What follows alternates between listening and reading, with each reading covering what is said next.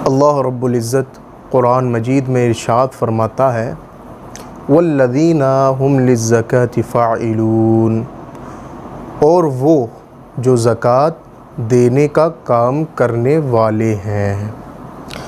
इस आयत में ज़कात के मुताल्लिक़ रब ताला ने इरशाद फरमाया, और ये ज़कात देना ये मोमिन का वस्फ़ है, जैसा कि इससे पिछली आयतों में वस्फ़ बयान किए गए थे। तो ये तीसरा वस्फ़ है मोमिन का, वो क्या है? ज़कात देना। हदीस पाक के अंदर प्यारे आका हज़रत मोहम्मद मुस्तफ़ा सल्लल्लाहु ताला अलैहि वसल्लम इरशाद फरमाते हैं, सैयदना जाबिर रज़ियल्लाहु ताला अन्हु से रिवायत है, हुज़ूर अक़दस सल्लल्लाहु ताला अलैहि वसल्लम ने इरशाद फरमाया, जिसने अपने माल की ज़कात अदा कर दी तो बेशक उसके माल का शर उससे चला गया।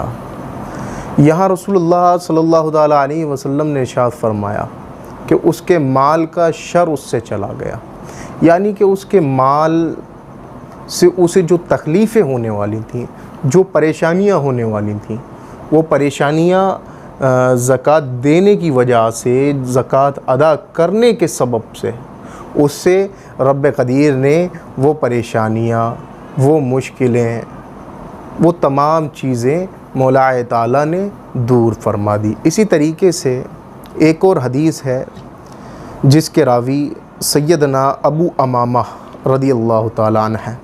हुज़ूर अक़दस सल्लल्लाहु ताला अलैहि वसल्लम ने इरशाद फरमाया, ज़कात देकर अपने मालों को मज़बूत किले में कर लो और अपने बीमारों का इलाज सदक़े से करो। इस हदीस के अंदर प्यारे आका ने दो बातें इरशाद फरमाई।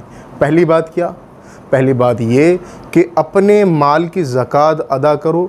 अगर तुम अपने माल की ज़कात अदा करते हो तो तुम्हारा ये माल महफूज हो जाएगा। और दूसरी बात ये कि आका फरमा रहे हैं कि अपने बीमारों के इलाज के लिए सदका दो। तो इससे ये पता चलता है कि सदका ये परेशानी को टाल देता है। अगर कोई बीमार है और उसके लिए सदका दिया जाए तो इंशाअल्लाह रहमान मौला उसे जल्द अज़ जल्द शिफा अता फ़रमाएगा। एक और हदीस है जिसके अंदर हज़रत अनस बिन मालिक रज़ियल्लाहु ताला अन्हु रावी हैं। प्यारे आका हज़रत मोहम्मद मुस्तफ़ा सल्लल्लाहु ताला अलैहि वसल्लम ने इरशाद फरमाया, अपने माल की ज़कात निकालो कि वो पाक करने वाली है, तुझे पाक कर देगी। प्यारे आका क्या फ़रमा रहे हैं इस रिवायत में? इसमें इरशाद फरमाते हैं आका कि अपने माल की ज़कात दो। अगर तुम अपने माल की ज़कात देते हो तो तुम्हारा माल तुम्हारे ज़कात देने की सबब से पाक हो जाएगा, और जब तुम अपने माल की ज़कात निकाल दोगे तो तुम भी साफ़ हो जाओगे और तुम भी पाक हो जाओगे। क्यों? क्योंकि ज़कात का ये ख़ासा है कि जब आप ज़कात अदा करते हैं, ज़कात देते हैं, तो ज़कात देने की वजह से आपका माल पाक हो जाता है, आप भी पाक हो जाते हैं, और जो पाक हो जाए फिर उसे क्या परेशानी लायक होगी। बुखारी शरीफ की हदीस है, हज़रत अबू हुरैरा रावी हैं। प्यारे आका हज़रत मोहम्मद मुस्तफ़ा सल्लल्लाहु ताला अलैहि वसल्लम ने इरशाद फरमाया, जिसको अल्लाह ताला माल दे और वो उसकी ज़कात अदा ना करे तो क़यामत के दिन वो माल गंजे सांप की सूरत में कर दिया जाएगा, जिसके सर पर दो निशान होंगे। वो सांप उसके गले में तोख बनाकर डाल दिया जाएगा। तोख यानी कि उसके गले के अंदर पिना दिया जाएगा। तोख जो बेड़ियाँ होती हैं, आपने देखा होगा ऊपर का गोल छल्ला होता है, तो इसी तरीके से तोख होता है चौड़ा, तो वो तोख उसके गले में डाल दिया जाएगा। एक किस्म का आप इसे जो है हार से भी ताबीर कर सकते हैं, गले में पहनने की चीज़ होती है, उसी को तोख बोलते हैं। तो आका फरमा रहे हैं कि उसका माल उसके गले में तोख बना कर डाल दिया जाएगा। फिर उसकी बाछें पकड़ेगा कौन? वो सांप जो उसके माल की वजह से, जिस माल की उसने ज़कात नहीं निकाली है, पैदा हुआ है, और कहेगा मैं तेरा माल हूँ और मैं तेरा ख़जाना हूँ। अल्लाहु अकबर कबीरा। माल की ज़कात ना निकालना, समझ रहे हैं आप?